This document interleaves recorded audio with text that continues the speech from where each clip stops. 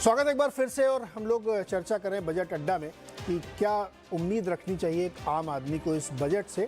और ख़ास तौर पे मैं बात कर रहा हूँ उस सैलरीड क्लास की या उस टैक्स पेयर की जो बहुत अमीर नहीं है लेकिन वो टैक्स पे करता है और हर बार इस उम्मीद में रहता है कि उसके जीवन में कुछ रियायत मिले, क्योंकि उसको रियायत सिर्फ एक ही तरीके से मिल सकती है कि उसका कुछ टैक्स का बर्डन कम हो जाए। क्योंकि अगर वो 10-15 लाख रुपए कमा रहा है तो 20 से 30 के ब्रैकेट में आ जाता है और वो एकदम खचाक से कटती है जिस दिन उसकी सैलरी आती है ना, उससे पूछा भी नहीं जाता है, बाद में हिसाब किताब होगा साल के अंत में।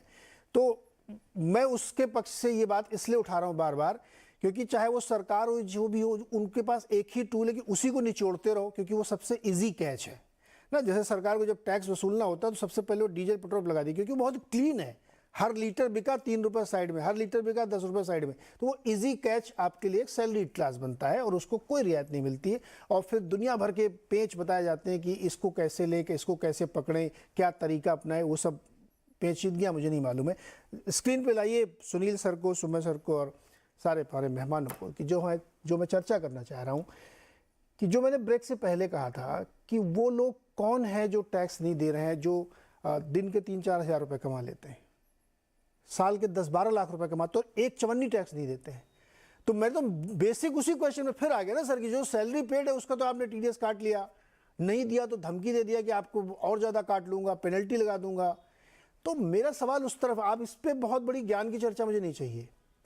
उसकी क्या गलती, वही सारा जिम्मा ले रखा है क्या, पूरे देश का ठेका उसी के जिम्मे है सैलरीड क्लास में। जो प्लम्बर है, जो मैकेनिक्स हैं, जो और लोग काम करें, उनको क्यों नहीं चेक कर पा रहे? ये आपका सरदर्द है, आप करिए ना। तो मैं मानता हूं कि ये गलती जो है ये सैलरी क्लास की है। क्यों मैं कह रहा हूं कि दो बात, हाँ। अगर आप पेमेंट उस प्लम्बर को, कारपेंटर को जीपे के थ्रू उसके अकाउंट में करे तो वो एएस के जरिए रिपोर्ट हो जाता है, तो वो भी टैक्स ब्रैकेट के अंदर आएगा। आप अभी भी कैश दे रहे हैं। डेटा जो आया कि कैश इकोनॉमी डिमॉन के बाद घटा नहीं है, कैश इकोनॉमी वही का वही है। तो हम सब ना अपना खर्चा जितना हो कैश के थ्रू करने की कोशिश करते हैं, क्योंकि हम भी अकाउंटेड सिस्टम से उसका जीएसटी का ये सब अकाउंटिंग में नहीं आना चाह रहे हैं। तो हम इंकरेज कर रहे हैं ये कैश इकोनॉमी को। और नेचुरली जो लोग आप बता रहे हैं जैसे प्लम्बर, कारपेंटर, ये बच जाते हैं टैक्स के ब्रैकेट से। दो कमाई उसकी टैक्सेबल लेवल की है, क्योंकि हम कैश के जरिए उसको पे कर रहे हैं और उसको एक अकाउंटिंग सिस्टम फॉर्मलाइज्ड इकोनॉमी के थ्रू हम पे नहीं कर रहे। तो गलती हमारी भी थोड़ी है इसमें।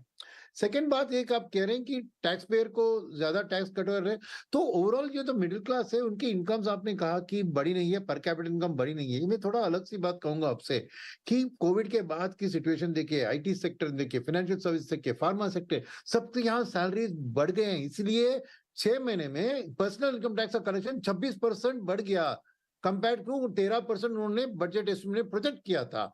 तो टैक्स कलेक्शन पॉइंट है, क्योंकि incomes at the middle income and upper middle class में एक्चुअली अच्छे बढ़े हैं। मार्जिनल लोअर जो है वहां पे असर है। और फिर भी ये इनकम बढ़ने के बावजूद पर कैपिटल क्यों नहीं बढ़ा? क्योंकि हमारी आबादी इतनी बढ़ रही है। जो न्यूमरेटर बाय डिनोमिनेटर रहती है ना, GDP divided by number of people, वो नंबर ऑफ पीपल बढ़ रही है, इसलिए जीडीपी पर कैपिटा नहीं बढ़ रही है। ऐसा नहीं है कि हमारी इनकम्स नहीं बढ़ रही है मिडिल क्लास और अपर मिडिल क्लास की, इसलिए 26% टैक्स ज्यादा हो रहा है। तो मेरे ख्याल में गवर्नमेंट को अगर ज्यादा ब्रैकेट टैक्स ब्रैकेट में जा रहे हैं उसको बढ़ाने की कोशिश करना है, तो ये जो बेस लिमिट है उसको इंक्रीज नहीं कर सकते ना, तो और भी घट जाएगा नंबर ऑफ टैक्स पेयर्स। तो इसमें प्रॉब्लम ये आती है कि मिडिल क्लास जो है रिपोर्टेड टैक्स जैसे सैलरी क्लास चॉइस ही नहीं है, उनके ऊपर जरूर असर आना ही है, क्योंकि अल्टीमेटली टैक्स टू जीडीपी हमारा इतना कम है, तो उनके ऊपर ही हम हाथ लगा सकते हैं।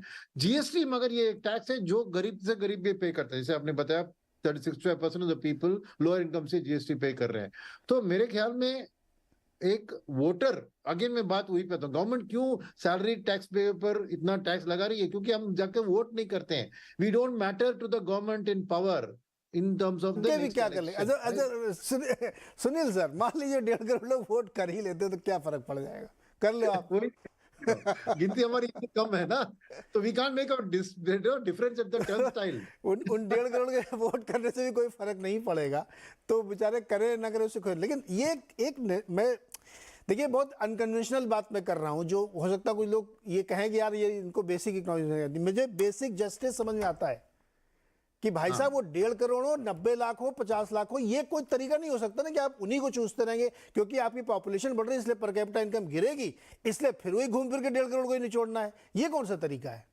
ये कोई लॉजिक है क्या? मैं तो इस पे देखिए सवाल कर रहा हूं जी। किनसे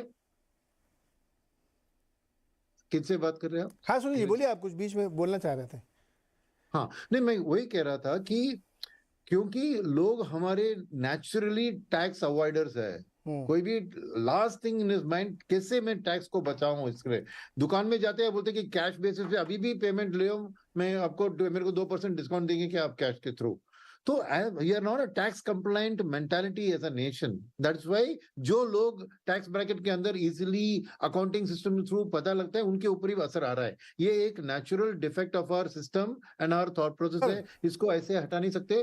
तो हम फाइनेंस मिनिस्टर मांग भी ये नहीं कर सकते कि उसको कटा दो, फिर इनकम कहां से आएगी नहीं नहीं गवर्नमेंट सुनील सर आप ये कह रहे हैं कि ये जो सैलरीड क्लास है ये टैक्स वसूली में भी सरकार की मदद करे, टैक्स कंप्लायंस का भी टैक्स कंप्लायंस का भी काम ये कराए, तो इसको शायद सब काम ये करेगा। ठीक है, बहुत अच्छी बात है। सुमित सर अब ये बताइए कि सारा काम टैक्स पेयर ही करेगा, है ना? हाँ। लेकिन अभी मैं थोड़ा एम्प्लॉयमेंट की तरफ देखना चाहता हूँ। आपको लगता है कि इस बजट में कुछ ऐसा हो सकता है जो रोजगार बढ़ाने की तरफ मदद करे? चलिए अब टैक्स नहीं बढ़ा सकते तो नौकरी दिलवा दीजिए।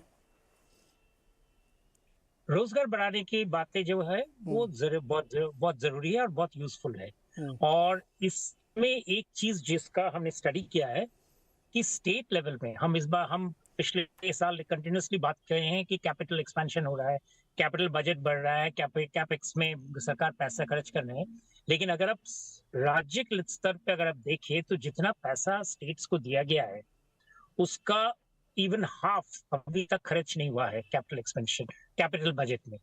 और ये काफी चिंता का विषय है, क्योंकि हम अगर कह रहे हैं, जैसे अदिति जी कह रही थी, कि कैपिटल एक्सपेंडिचर ही मूल मंत्र है एम्प्लॉयमेंट बढ़ाने के लिए, हर तरह के इन्वेस्टमेंट्स को पुल इन करने के लिए, प्राइवेट सेक्टर को इनकरेज करने के लिए। हम जब एनिमल स्पिरिट्स की बात कर रहे हैं कि प्राइवेट सेक्टर को इनकरेजमेंट मिले, तो कैपिटल बजट का जो रुपया है जो वो अगर खर्च ना हो तो एक बहुत बड़ा वरी है।